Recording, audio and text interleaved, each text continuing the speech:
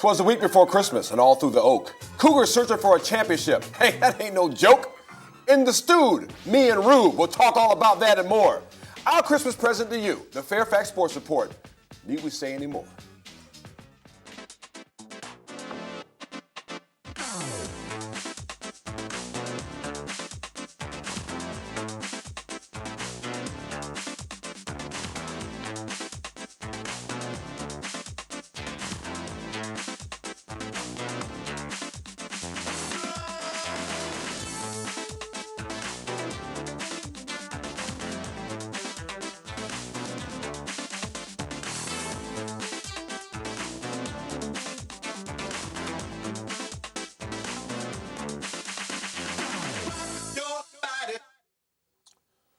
Welcome back once again, holiday high school revelers, whatever. Anyway, this is the Fairfax Sports Report. I'm Nate Lewis, joined by, of course, as always, the Northern Virginia Journal's Dan Rubin. We got a whole bunch of stuff to talk about, state championships and more.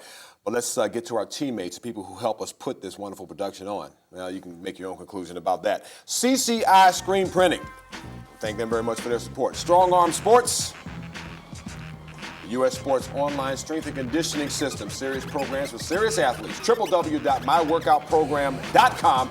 Trainer code 901701. And my favorite out of them all, the House of Pain. Put a little attitude into your workout with the House of Pain.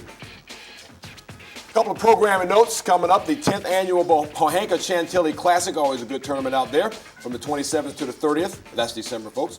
The finals will be on the 30th. Air times January 4th at 5:30 p.m. and the 5th at 7 p.m.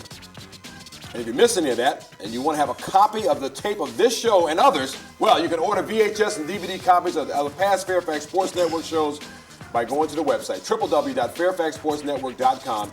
And if you need more information, well, email us at thefairfaxsportsnetwork.com. Well, welcome back once again. And as I bring Dan into the conversation, Dan, the state championship in football for the first one of the first times two Northern Region teams or Northern Virginia teams were involved in that in Hilton and Oakton. Two good defenses, and it certainly showed there in the game. It did. It was an impressive showing by both defenses. Really, only one scoring drive of the game to open the the third quarter by Hilton. It was the end of really a long, great run for Oakton. They kind of met a team that could match their strengths. Hilton played very conservatively, offensively, and in the end it proved out that was a good move. Now, again, I know that after we got over the quote-unquote surprise of Oakton taking care of the team that we thought would be going down there in the Robinson Rams, going up against a run-oriented offense, to say the least, of Hilton, and of course the great tradition they have. They're under a brand new coach. I mean, you certainly have to commend the Bulldogs for coming out of there with the win. The Bulldogs were. That was my first chance to see them all season long. They may have had the best combination of scheme, discipline, and talent that I saw throughout the year, especially on defense. On both lines, they were very, very strong up front, kind of inside led by Jono Petrovic, who's a fantastic two-way lineman. The great linebackers with Jackie Watkins and Endor Cooper. Kind of Jeff Overton, the option quarterback, anchoring their secondary. Really didn't let Oakton get on track at all. They did a very good job of focusing their defense on Pat Day. Mm-hmm. And for Day, it was really, we sit here and say we thought Robinson was going to go.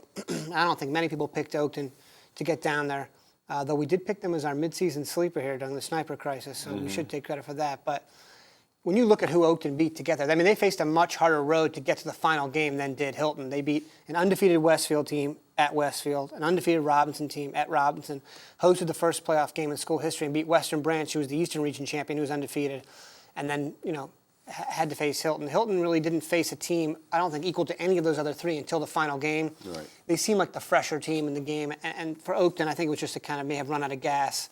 And you really can't blame them. Yep. Now, of course, Jeff Overton having a big game there. Again, just basically one score in the whole game there. Well, I mean, when you were there, obviously you were doing the game on the network here. How did it really develop from the very start? I mean, did it look something like a tennis match where nobody was getting the points, or just simply were there mistakes being made? There weren't too many mistakes. Early on, Oakton hit a couple nice long pass plays. Hilton had walked there, not to get too technical here, and believe me, Pete Bendorf told me this, I didn't figure this out for myself, but Hilton had walked their safety up into the box to kind of shut down the run. They hit a couple nice deep passes, one to Danny Prentice. And it was really kind of a back and forth struggle. No team really had any kind of continuity. Hilton's one deep drive into Oakton territory, what looked like the really first good scoring chance of the game. Linebacker Quinn Cook forced a fumble from Jeff Overton, and Oakton recovered. But really for the entire game, there was really no drive. I mean, we say Overton had a big game at 23 carries for 88 yards, but close to 60 yards of that, if not 60 yards, that came on that one drive. I would say they did as good a job on Overton as any team had done all year. Right. I mean, if you look at Oakton's losses, three of them, I don't really think you can blame on their defense. Their defense did what it took to win the game. There was a couple games of turnovers, and when you lose 6-0, I think you can get caught up in the loss. It was a tremendous effort, but I certainly wouldn't peg it on their defense. It was just Oakton's defense really was very impressive, with really only maybe one Division I guy on the team, and Danny Prentice. I spoke to a couple coaches during the week leading up to that game, and apparently it's very rare for a team to get down there without a few marquee Division I type athletes. Mike Emos from Robinson's team this year, a John Kinzer type, or a guy like that. So Oakton, the fact they made that run as far as they did, very, very impressive. Yeah. We were talking about this off the air as well. I mean, just how the teams from this area have certainly done so well, particularly in the last 5 years. And the reasons being is that really the coaching has a whole lot to do with that. And you sort of alluded to that just a second ago with the fact that that you have a team in Oakton that maybe not necessarily would be star-studded, but they simply play hard. They do things fundamentally well, and it was good enough to get them to a championship. I agree with that. The Northern region is known for that, but I would also put Hilton into that category as well. Hilton, very, very disciplined, very sound fundamentally and stuff like that. They don't tend to rely on their athletes to make individual plays quite as much, very scheme-oriented. And then when you put great athletes within a scheme, very difficult to stop. I don't know if anyone had a chance to read the Journal on Monday, but when I got into the press box after the game, there was a couple Central Region coaches who had their VIP passes in the press box who were kind of flabbergasted that Oakton had even gotten to the game and were looking through the program.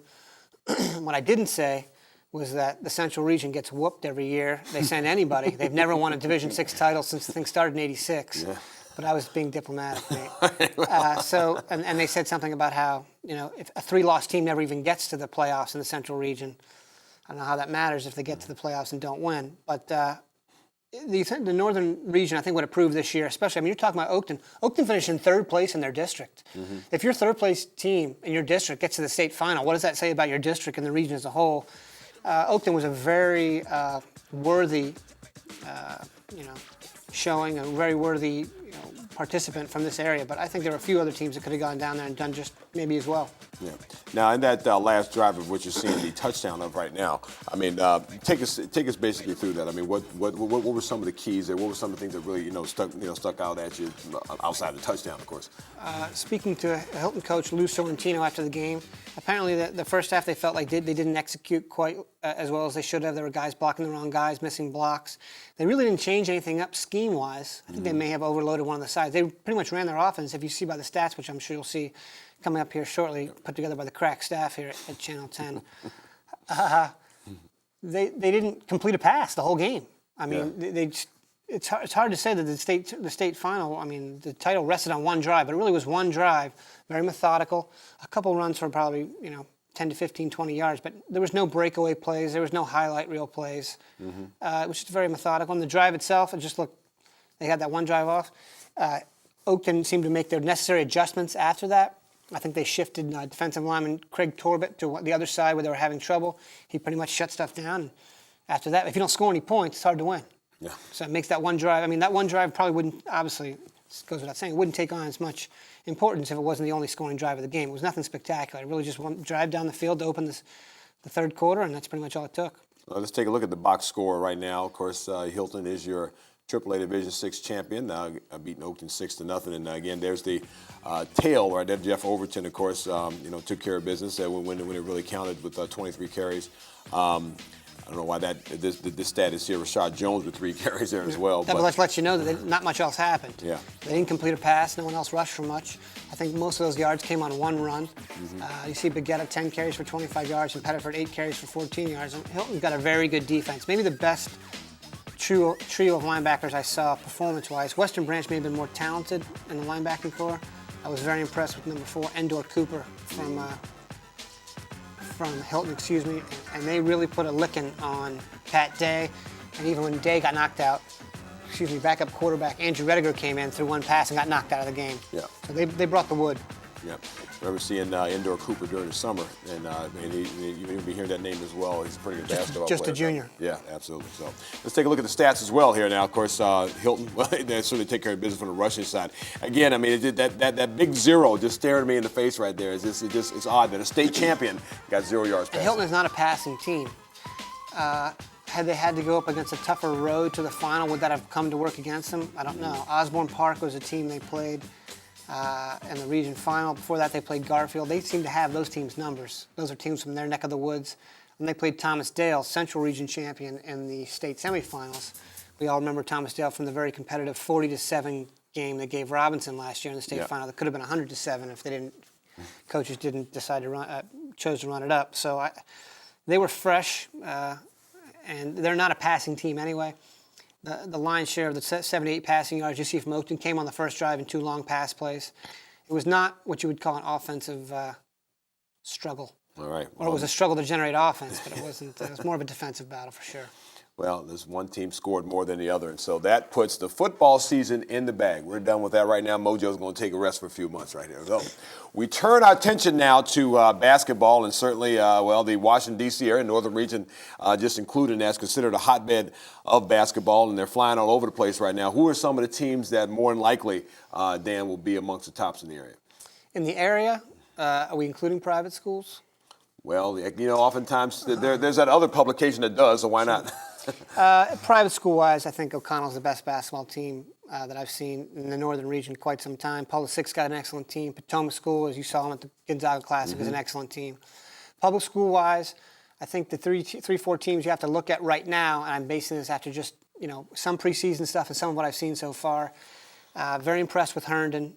I'm not sure we've seen a team that can put up points like Herndon can in quite some time. Their schedule to this point hasn't been particularly difficult, but they have talent at a lot of positions, and they have a couple guys who are very tough matchups in this region. In particular, swingman Ricky Lucas, kind of a 6'4", maybe 6'5", kid who signed with George Washington, has an inside-outside game. He's very well-known name in the community. The guy I don't think a lot of people have heard about yet, but is soon to become a household name in at least Northern Region circles, is Brad Farrell. He's about 6'5", and he's a point guard. And in this region, that's a very tough matchup. And their game against Yorktown the other night, he had a triple-double, 24 points, 11 rebounds, 10 assists, 21 points in the first half.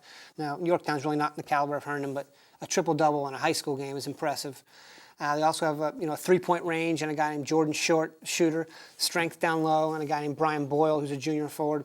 They also have maybe the best freshman in the area. They're starting a freshman named Scott Reynolds, who is one of the better young point guards to come through here in a while. And they're also pretty deep.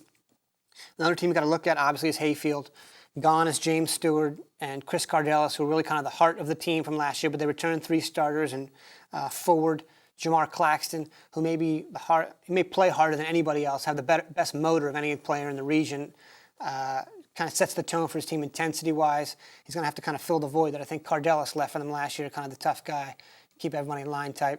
Got Mike Lee, who's one of the best shooters to come through here in some time. He's been hitting threes since he was a sophomore starter at Hayfield.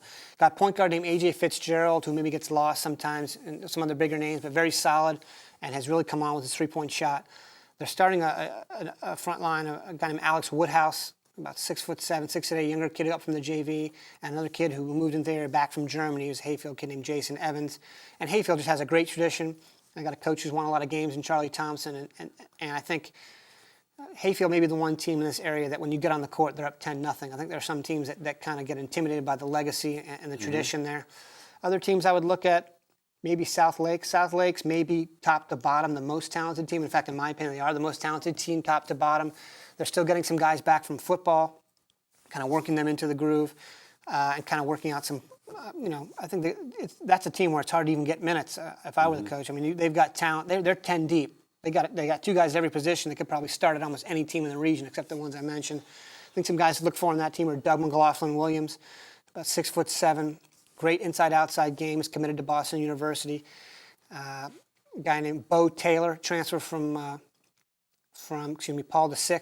Very tough inside-outside game as well, but can really get on the glass when he has to. Had 27 and a double overtime win over T.C. Williams earlier this week. Ryan Scott, a transfer from Montrose Christian, as a sophomore. People probably heard of his father, Dennis Scott, of Orlando Magic fame.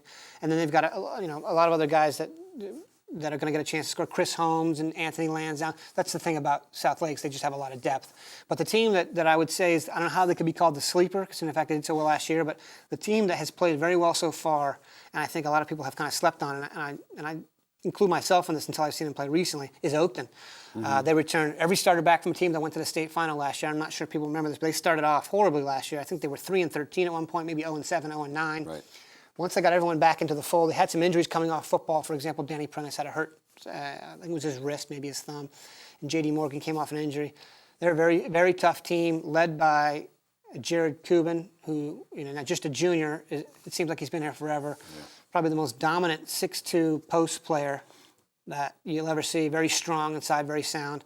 Oakton would be a team I would really watch to do very well. They play very well together, and they're very physical, which I think some teams don't like to play against. But they play in a very tough district. I think the Concord district is clearly the toughest this year, not even close. I think it's very possible that by the end of the season, the the 8th best team in the region will be in the Concord district and won't make the region tournament, considering the fact only the top 4 teams play. And there's some other teams you have to look at. I think T.C. Williams has a chance to be very good. Langley, if they get Michael Hausman back from injury, he's a 6'6" forward who hurt his knee recently and had some surgery. He's supposed to be back around Christmas time. They also have a great scorer in Will Monica. I'm not going on too long here, am I? Oh, sure you are. And I think Mount Vernon's also a team you have to look at. But I would say Oakton, South Lakes, Hayfield, and Herndon would be my top 4 right now. All right, absolutely. Well, let's go to some action on the court as we take a look at our first score of the season. Let's enjoy this moment for a moment. It certainly was enjoyable for Lake Braddock taking care of Westfield 6-0. They're the other way around. 59-46. That's the score. There we go. I was actually at that game. Westfield, a lot of people, I don't know if people remember this, they last year went to the Final Four, won the Concord District Tournament, really got hot towards the end of the year. But they lost kind of the 3 guys who were their senior nucleus last year. Point guard Pat Carwile, shooting guard Mike Cook, who's now playing at Marymount, and Brandon Powers, who's playing at a prep school up north, taking a 5th year. And they're kind of filling in those roles. They have a lot of talent. Westfield might be the second deepest team. I'm not sure if they developed who their go-to player is yet. That's kind of something they work out. Bob McCade's a pretty good coach, and I think he'll be able to figure that out. But their first true test really comes this Friday when they play at Chantilly. They got to stretch this. They open up the season with only 2 of their first 9 games on the road. And Lake Braddock is a team that really lost pretty much 4 of their 5 starters from last year. That senior group that I think everyone became real familiar with. And they're still working some things out. But I would trust that Brian Metris usually has his team playing better come tournament time. And if anyone can get that team to get playing, I'm sure it's Brian. Absolutely. Let's go to another score here as well. Woodson taking care of West Springfield there. That's the right score here as well. Jose Olivero, 14 points. Jose Olivero, very solid player. And what impressed me about Woodson, talking to Mike Pflugrath, head coach there, starting out the season, that's an all-senior starting 5. Excuse me. Olivero, who transferred here last year from Florida, is the only kid who hasn't been there this whole time. And they've run the same system, freshman, JV, varsity. So that's a very, a lot of continuity on that team. Running the same system. It's almost a Princeton-like system. Very impressive. It's going to be tough for West Springfield to win a lot of games with Justin Baker and Bobby Fithian out. Bobby Fithian's their point guard. Baker, their leading outside scorer. Josh Wilson is a guy people should keep an eye on. 6'5", one of the area's better rebounders. If they get everything back together, that's a team that could be a sleeper come tournament time. Right. And in that Patriot district, I mean, you got to put Hayfield up there with Lake Braddock as well. I mean, Robinson with a brand new coach there as well. I mean, is it going to be Hayfield and Lake Braddock in the end? I would say right now it's Hayfield and T.C. Williams, and I would say there's probably a gap between Hayfield and T.C. Williams from what I've seen so far. I don't think that district is as tough as it has been in recent years. That's pretty much where the region champions come out of, with pretty much consistency the last few years. But then again, those are big schools, and toward the end of the day, they tend to be playing very well. But, I mean, until someone knocks Hayfield off their perch, I know Lake Braddock actually won the district last year for the first time. That was the first time anyone besides Hayfield or TC has even won the Patriot district. But I would say right now, it's same time next year, it's Hayfield's the team to beat for sure. All right. Speaking of Hayfield, of course, they opened their action recently. Talk about Jamar Claxton, 21 points in a big win over Edison. Edison, actually interesting, coached by Ivan Harris, who last year was an assistant at Hayfield. So that was kind of he was very close to Claxton, and Jamar kind of went out and showed him what he taught him. Edison, they're a team that they have one player who's very good named Steve Smith, who's a point guard who's out with a knee injury. It's very tough for Edison to compete against a Hayfield without their best player, and especially a point guard who's a distributor and gets everyone else the ball. Very convincing win for Hayfield. They really haven't been challenged too much yet. Yeah, and of course you talked about that roster on the Hayfield Hawks, and probably one of the most improved players. You just mentioned a little while ago, over the last 3 years, Mike Lee. I mean, the way he shoots, and he's much better at that natural point guard position too. They've actually got him playing more shooting guard now, but what he does is he is such a threat from three-point range. I mean, I don't know how many guys you can say this about. If you leave him open, it's down. Mm-hmm. And that stretches the defense and allows a lot of other people to do a lot of other stuff. He's a very smart basketball player, and he's seasoned. I mean, you're talking about a guy who started for 3 years on Hayfield, who's played in a lot of big games. Yeah. Obviously with the graduation of James Stewart, they're going to miss a post presence in there somewhat, but it looks like right now at least they have plenty of players to take up that slack. I think Alex Woodhouse could give him that at some point. He's about 6'7", but he's really more of a small forward type game that they're asking to play inside. Mm-hmm. I don't think you can replace a player like Stewart. He's a really tremendous player, arguably the best player in the region last year, and really their go-to guy. But that remains to be seen. I'm not sure they have anyone. If anyone to be Lee really has a go-to guy type game, they might have to do more by committee.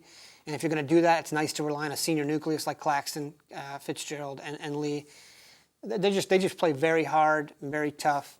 And Charlie Thompson, the proof's in the pudding. The guy's won as many games as anybody. He's the last coach to win a state title, and they have their focus usually in the right place, which is the end of the season, tournament time. Right. Of course, a lot of basketball to be played here, but let's project a little bit. Let's talk about some of the district winners. Mount Vernon had a rather easy time of it in the national district, maybe a little bit different this time around.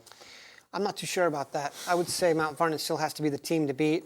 I'm not sure if that helps them though. By come tournament time, when you go slice through your district so easily, and then get to the region tournament and you're challenged, I'm not sure how battle tested they are. They got a transfer in Kendrick Davis from Georgia. From Augusta, Georgia, who really gives them an inside presence to go along with Justin Bell, who's a standout tight end for the football team. Got Yemi Fadhunzi and Shavis Harris, who's a transfer from Lee. They have pieces at Mount Vernon, very good pieces. I'm not going to say they're going to run away with the national district, but I would be very surprised if they don't win the national district and win at least 10 of their 12 district games. All right, Liberty, Fairfax did pretty good last year. Fairfax did very well last year. They lost David Will, who's kind of their interior presence, but they get back Marlon Wigginton, who was the Liberty District Tournament MVP. Aaron Montgomery hurt his knee last year, just came back from appendicitis this year, and is playing very well. And they got a guy named Gabe Young, who's maybe a little bit underpublicized, but is excellent. Got a first-year coach in P.J. Kelly. I actually would pick Woodson in that district right now, just because I would tend to go with seniors. But come tournament time, if Michael Hausman for Langley is back and healthy and that knee is stable, the inside-out combination of Hausman inside and Will Monica, who's one of the region's top scorers on the outside, kind of a 6'5" shooting guard, like we said about Farrell. It's a very tough matchup when you have a 6'5" guard in the perimeter in this region. And they've also got a guy named Timmy Davenport who threw 40 in against Annandale the other night. Got an experienced point guard in Tommy Wilson.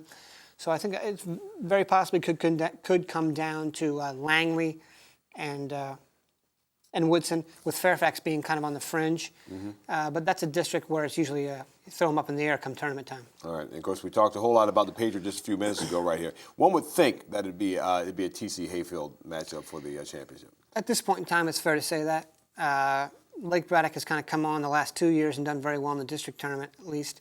But they're really playing guards now that need to learn on the job. If they come along, they'll be fine.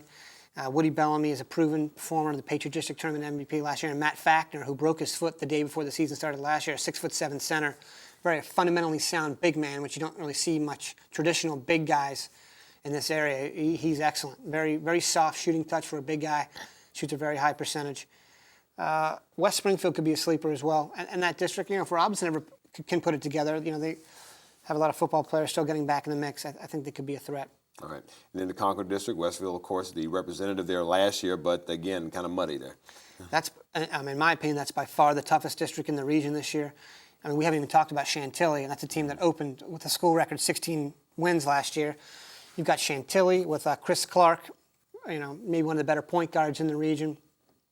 Kind of some guys around him who need to kind of fill in roles. Chucky Ivy's kind of trying to take over for what the spot vacated by Will Hicks. You got other guys up front. Brett Remble, the pitcher's kind of stepped in there. Akin Abisagan, I hope I pronounced that correctly, and Jeremiah Andrews. Mm-hmm. Chantilly, just very well coached, very sound team. They're a threat in every single night. Herndon, South Lakes, we've already talked about, maybe the two most talented teams. Then you got Westfield, who's going to have to kind of find some roles, and Oakton. I mean, like I said, that 1 to 5, that's the toughest of any 5 teams in any district this year. I mean, any one of those teams could step outside the district and I think be a threat to any other district. The district tournament, the Concord District Tournament, is going to be brutal. Yeah. And I think it puts a lot of emphasis on getting through the regular season with a good record and getting that first round bye for the winner. That's going to be a huge advantage because I think this is a district this year where, I mean, you're looking at Jefferson and Centerville as the other 2 teams, and they're liable to upset anybody on any given night, especially Jefferson. Centerville's kind of struggling right now after losing to Stewart, but that's by far the toughest district. If I had to make a prediction right now, I would say that if it's not Hayfield, that the region champion will come out of that district. All right, well, it ought to be some fun as they tip it off, as it were. That's going to do it for us here on the Fairfax Sports Report. Just to let you know that the 10th annual Pohanka Chantilly Classic will be coming up right here on the network, the 27th to the 30th. The finals will be on the 30th, and the air times to see all that, of course, you see it right there on the 4th of January next year and on the 5th as well. But we're going to talk like 2 weeks from now. And if you want to see more of this programming right in your home, right on your DVD player, well, VHS and DVD copies of the past Fairfax Sports Report programming right there on the website, www.fairfaxsportsnetwork.com. And if Dan did mispronounce any names, just email them right there at info@fairfaxsportsnetwork.com. That's going to do it for us here. For Dan Rubin, I'm Nate Lewis. Good night, everybody. Merry Christmas. Yeah, we're not going to be here next week, you know.